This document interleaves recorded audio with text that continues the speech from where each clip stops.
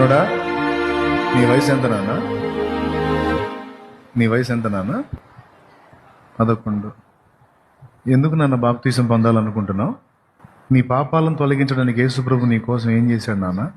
నా కోసం రక్తం ధారపోశాడు.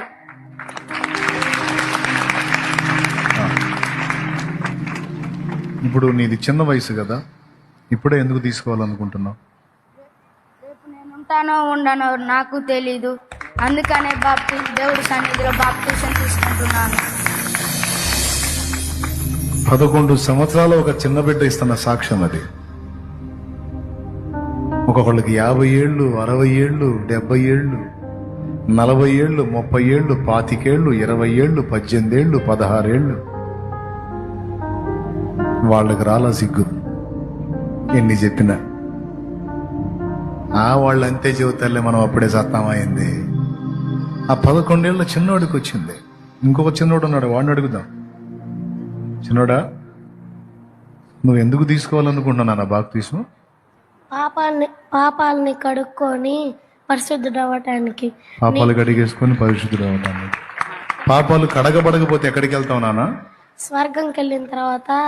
పాపాలు కడగబడకపోతే నరకంకి. అద్దుగో, వాడికి అర్థమైంది. పాపాలు కడగబడితే పరలోకానికి. మనకు పరలోకం ఇవ్వడానికి, నరకం నుంచి మనల్ని కాపాడటానికి యేసయ్య మన కోసం ఏం చేశాడు నాన్న? ప్రాణం పెట్టాడు. నీ వయసు ఎంత? 11. ఇంకొకటి వీడు, వాడికి 11. యేసయ్య సిలువలో చనిపోయి అంతేనాడు, మళ్ళీ లేచాడా? తిరిగి లెగిచాడు 3వ రోజు. మూడో రోజు తిరిగి లేచాడు. రెండవ రాకడలో రాబోతున్న వాడెవరు?